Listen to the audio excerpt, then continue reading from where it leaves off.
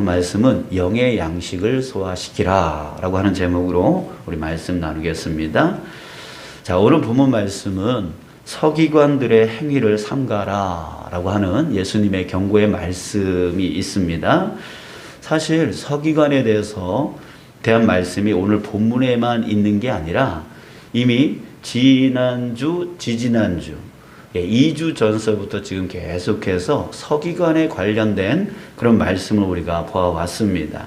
2주 전에는 28절부터 34절까지 한 서기관이 예수님을 찾아와서 첫 계명이 무엇입니까? 첫 번째 되는 가장 중요한 계명이 무엇입니까? 라고 물었던 사건 함께 나눴고요. 지난주에는 35절부터 37절 서기관들의 가르침에 오류가 있음을 예수님이 가르쳐 주셨습니다. 그리고 오늘은 서기관들을 삼가라 라고 하는 예수님의 말씀이고요.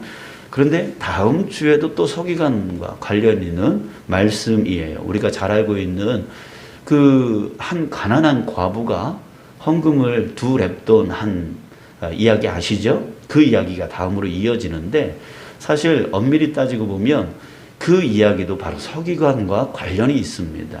그래서 다음 주에 왜 서기관과 관련이 있는 것인지, 그리고 그것이 헌금에 대한 이야기인지 아니면 다른 말씀인지 우리가 좀 살펴보면서 은혜를 나누려고 합니다.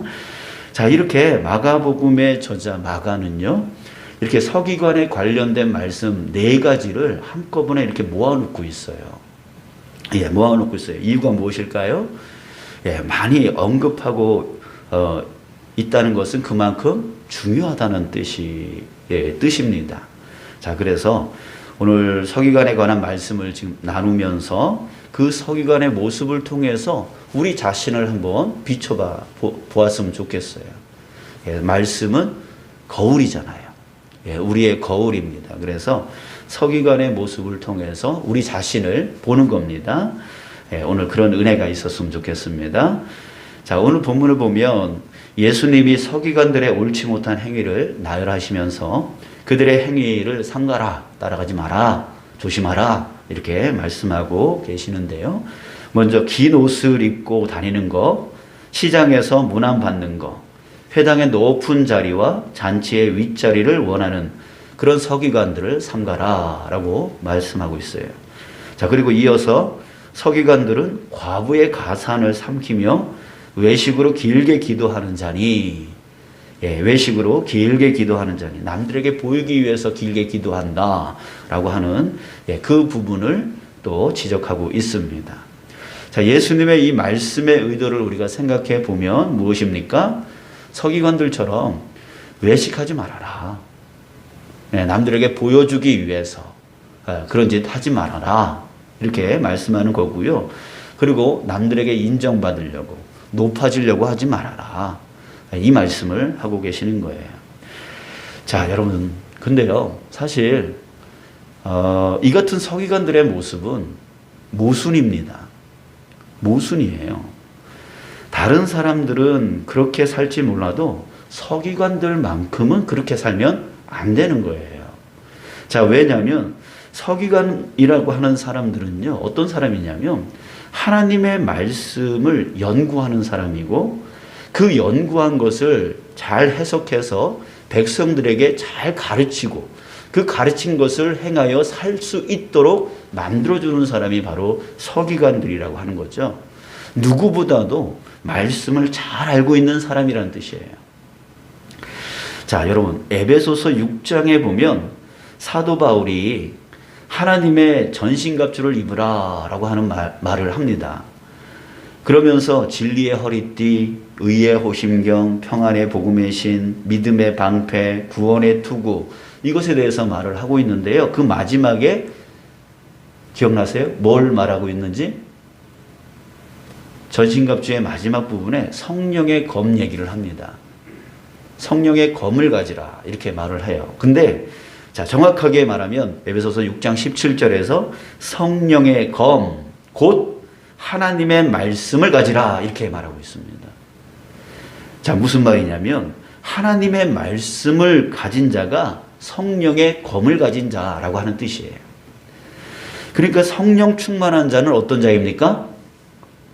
말씀 충만한 자인 거죠. 반대로 말하면 말씀 충만한 자가 성령 충만한 자예요. 우리가 막 기도하면 저 사람 성령 충만하네 라고 하지만 사실은 말씀이 충만해지는 게 성령 충만한 거예요. 그래서 하나님의 말씀이 내 안에 꽉 채워지는 거예요. 그게 바로 성령 충만이고, 말씀이 꽉 채워지니까 그 말씀대로 살아야겠다라고 하는 그 결단이 서는 그 삶이 바로 성령 충만한 삶인 것이죠. 그러니까 성령께 완전히 굴복되어지는 것이 바로 말씀에 완전히 굴복되어지는, 하나님께 완전히 굴복되어지는 그 상태가 바로 성령 충만의 상태다라고 말하고 있는 것이에요. 자, 그렇다면 누구보다도 성령이 충만한 자가 누구여야 됩니까? 바로 서기관들이어야 된다는 거죠. 왜요? 서기관들은 말씀을 항상 연구하는 사람들이고 그 말씀으로 충만한 사람들이잖아요. 그렇기 때문에 누구보다도 성령에 충만한 사람이어야 된다는 거예요. 자, 그런데 그러면 또 한 가지 우리 생각해 보겠습니다. 사도 바울은요, 또 갈라디아에서 성령의 9가지 열매에 대해서 말했습니다. 기억나시죠? 사랑과 희락과 화평, 오래 참음과 자비 양선, 충성과 온유 절제. 이 9가지 열매에 대해서 성령 충만하면 이런 성령의 열매 9가지를 맺힌다라고 말해주고 있어요. 자, 그런데 여기서 마지막이 뭐죠? 바로 절제입니다. 즉 성령 충만한 자는요, 자기 자신을 절제할 줄 알게 된다는 거예요. 해야 될 것을 하게 하고 하지 말아야 될 것을 하지 않는 그런 절제력을 성령 충만한 자가 가진다라고 하는 거예요. 자, 그런데요, 예수님이 말씀하시는 이 서기관들의 모습을 한번 보십시오. 그들은 지금 어떻게 됐습니까? 누구보다도 말씀을 많이 알고 누구보다도 말씀을 잘 아는 사람들인 이 서기관들이, 그래서 누구보다 성령 충만한 자들이어야 되고, 또 성령 충만하면 어떻게 된다고요? 절제. 절제할 수 있는 그 삶을 살아갈 수 있어야 된다는 거죠. 자, 그런데 이들이 무엇하고 있다고요? 겸손을 잃어버렸어요. 자기의 본연의 모습, 말씀 연구에 충실하고 백성들에게 말씀을 잘 가르치고 돈이 되는 모습을 보여야 되는데 뭐 하고 있대요? 예수님이 그들을 삼가하면서 뭘 하고 있대요? 긴 옷을 입고 다닌대요. 자, 이것은 옷이 길다라고 하는 것은 자기의 권위가 높다라고 하는 것을 사람들에게 보여주려고 하는 그런 행위라고 하는 거죠. 시장에서 문안받는 거, 자기가 인사를 하기보다는 인사받는 것을 바라고요. 또 회당의 높은 자리, 회당에 들어가면 제일 높은 자리에 앉으려고 하고요. 잔치의 윗자리, 그러니까 어느 잔치집에 가면은 제일 윗자리, 제일 섬김받는 자리, 그런 자리에 앉기를 원하고 있다라고 하는 거예요. 자, 거기다가 과부의 가산을 삼키고 외식으로 길게 기도하는 그런 모습을 보이고 있다는 거 하는 거죠.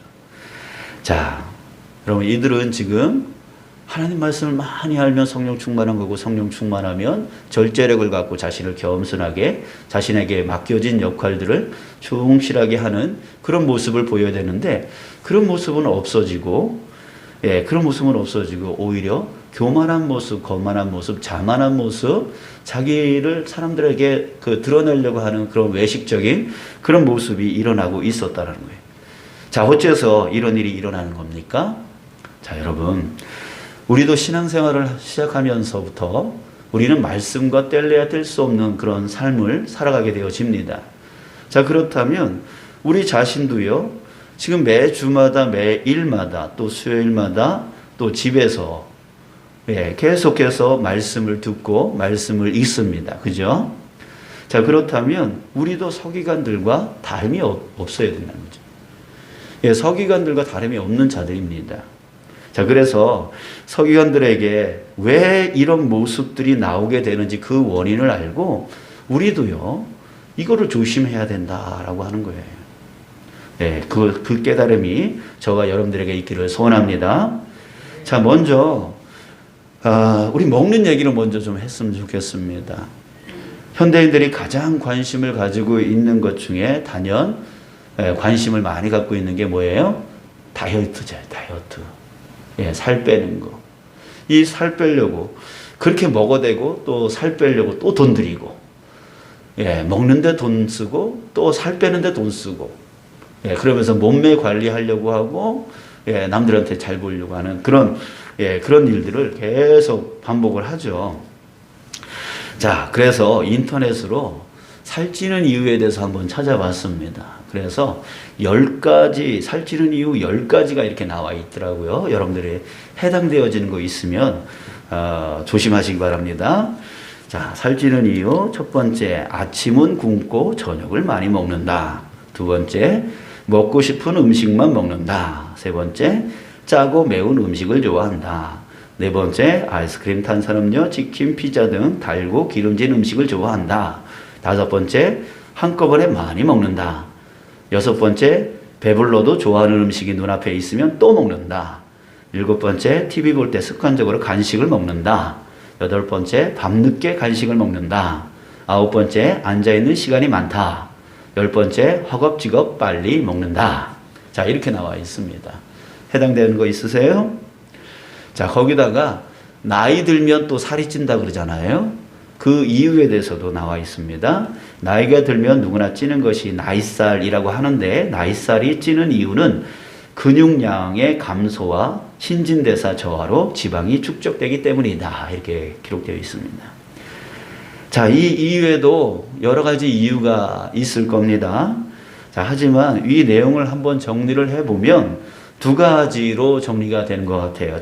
첫 번째는 먹는 게 문제라는 거예요. 먹는 거. 먹는 거를 규칙적으로 먹지 않고 불규칙적으로 먹는 거예요. 많이 먹다가 적게 먹다가 라든가, 아니면 안 먹다가 또 막 허겁지겁 먹는다든지, 또 먹지 말아야 될 시간에 또 간식 같은 거 또 먹는다든지. 그러니까 이런 불규칙한 식사 습관 때문에 살이 찐다. 자, 이런 걸 말하고 있는 것 같고요. 또 두 번째는 나이살 있잖아요. 우리 거의 대부분이 여기 저의 다 위이시니까 다 나이살 때문에 걱정이시죠? 그죠? 팔다리는 얇아지고 뱃살은 그게 풍성해지고, 이 나이살이잖아요. 예. 그러니까 여기서 말하고 있는 거는 나이에 맞지 않게 식습관, 나이에 맞게 식습관도 바뀌어야 되는데, 예, 바뀌어야 되는데 이 나이는 먹어가는데 식습관은 바뀌지 않는, 그것 때문에 또 나이살이 생긴다. 이렇게 정리를 해볼 수 있을 것 같아요. 자, 여러분, 제가 이렇게 음식에 대해서 말씀을 드릴 이유는 여러분들 말씀도 마찬가지라는 거예요. 우리는 말씀을 뭐라고 부르죠? 다른 말로 영의 양식이라고 부릅니다. 그죠? 영의 양식. 우리의 신앙 성장과 성숙을 위해서 먹는 것, 이게 바로 양식인데, 그 영의 양식, 우리의 영적인 성장과 성숙을 이루어가게 만드는 것, 이게 말씀이 영의 양식이라는 거예요. 자, 그래서 말씀을 듣고 읽는 것을 먹는 것이라고 한다면, 여러분들 우리가 어떻게 먹어야 될까요? 이 영의 양식을 어떻게 먹어야 돼요? 규칙적으로 먹어야 된다는 거죠. 그리고 우리 신앙의 연륜에 따라서 그 양을 조절할 줄 알아야 된다는 거예요. 그러지 않으면 이 영의 양식이 무의미해질 수 있는, 그러니까 육의 양식을 잘못 먹으면 몸에 이상이 생기듯이 영의 양식을 또 잘못 먹으면 우리의 신앙의 삶에 문제가 생길 수밖에 없다라고 하는 거예요. 이 서기관들이 지금 그들의 삶 가운데에 문제가 생겼던 이유는 그 말씀을 잘못 먹은 거죠. 잘못 먹은 거죠. 자, 그래서 중요한 것은 무엇입니까? 음식을 먹고 잘 소화해야 그것이 내 육체의 에너지가 되어져서 일을 잘 할 수 있지 않습니까? 그런 것처럼 말씀은 영의 양식이라고 표현하고 있을 때에 이 말씀도 우리가 잘 먹고 잘 소화를 시켜야 우리의 영적인 성장과 성숙에 도움이 된다라고 하는 거예요. 자, 그런데 이 말씀을 듣거나 읽어서 먹을 때에 이것을 잘 소화를 시키지 않고 그냥 머리에만 쌓아두면 어떻게 될까요? 여기서부터가 이제 문제가 생기는 거예요. 우리가 육의 양식을 먹고 그 위에다가 그냥 저장만 해놓고 있다면 그건 큰 문제가 생기죠. 이게 소화가 안 된다고 막 난리가 나는 거죠. 그런 것처럼 우리가 영의 양식을 먹었으면 이걸 쌓아두면 안 돼요. 소화를 잘 시켜서 영적 에너지로 만들어야 된다는 거죠. 그러지 않으면 신앙의 성장과 성숙을 일으킬 수가 없다는 거예요. 육의 양식이 그런 것처럼. 자, 여러분 그렇습니다. 서기관들이 왜 그렇게 됐을까요? 하나님 말씀을 소화시키지를 못한 거예요. 지식으로만 쌓아 놓았기 때문에 그래요. 우리 신앙인들이 왜 교회에서 세상에서 말씀의 삶을 잘 보이지 못합니까? 자, 그것은 뭐냐면 소화시키지 못하기 때문입니다. 그래서 음식을 소화시키지 못함으로 인해서 몸에 이상이 오듯이 말씀을 소화시키지 못하고 머리에만 놓기만 하니까 신앙의 삶에 이상한 것들이 찾아오게 되어지는 거예요. 여러분들 소화시킨다는 거 이게 무엇입니까? 바로 묵상이에요. 묵상. 소화시킨다는 건 바로 묵상을 얘기해요. 여러분들 시편 1편 2절에 복 있는 사람은 어떤 사람이라고 해요? 악인의 꾀를 쫓지 아니하고 죄인의 길에 서지 아니하고 오만한 자들의 자리에 앉지 않는 거라고 말하고 있으면서 2절에서 무엇이라고 말하고 있어요?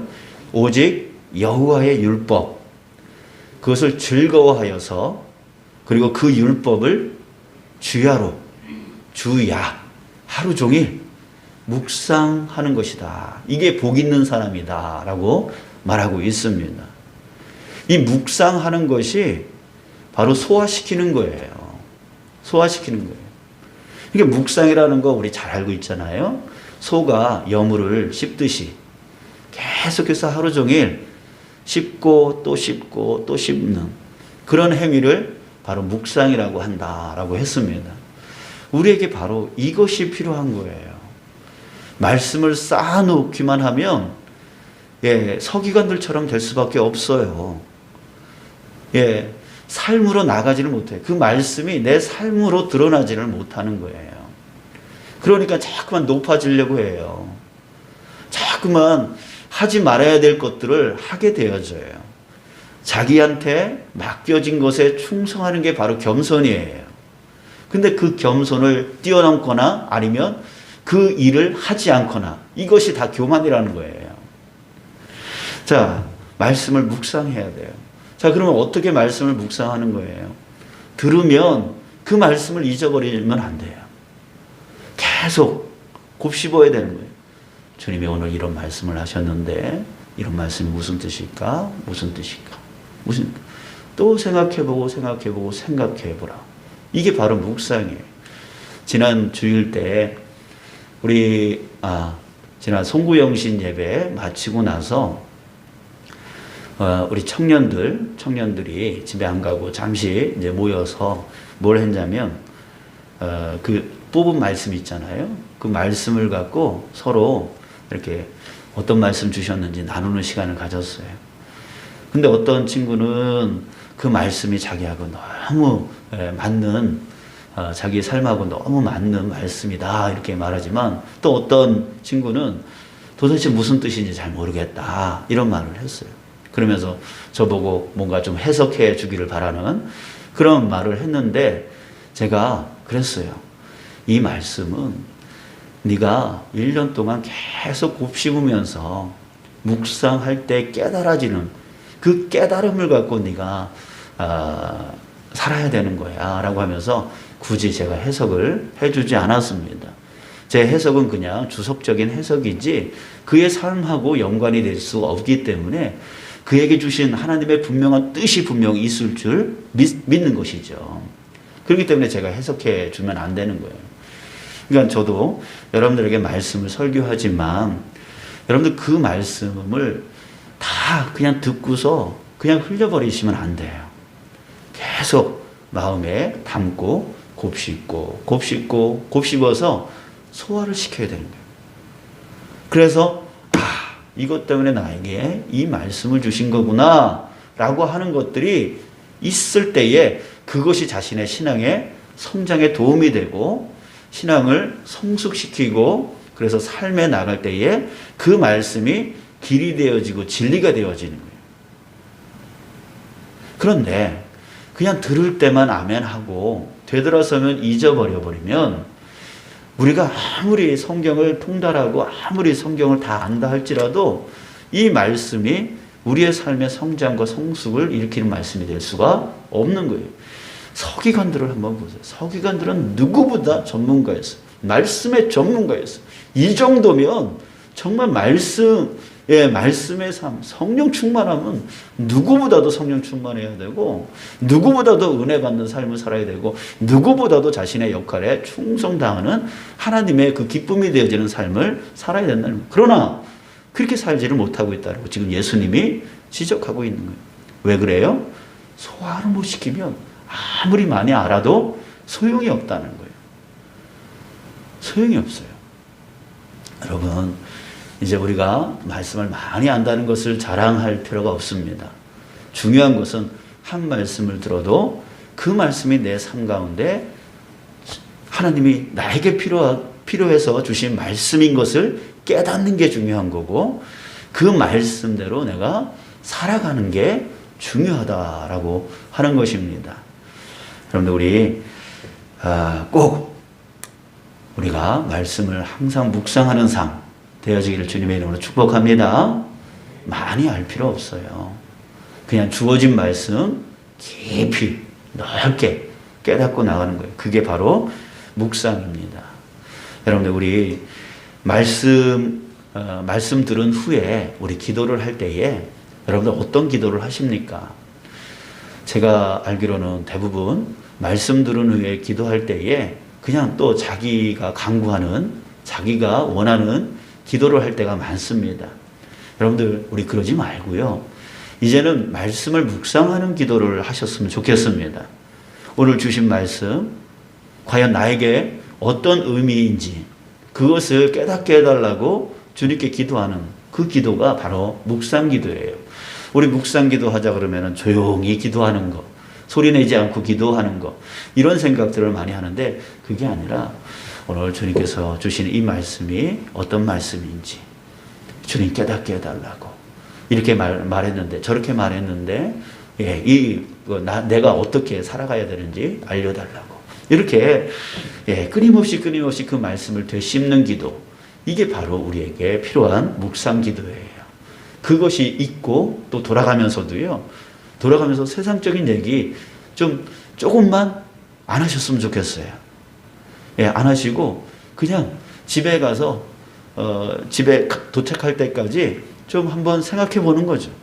오늘 주님이 무슨 말씀을 주셨는지 그 말씀이 무슨 뜻인지 한번 조용히 생각하시며 돌아가시면 참 좋겠어요.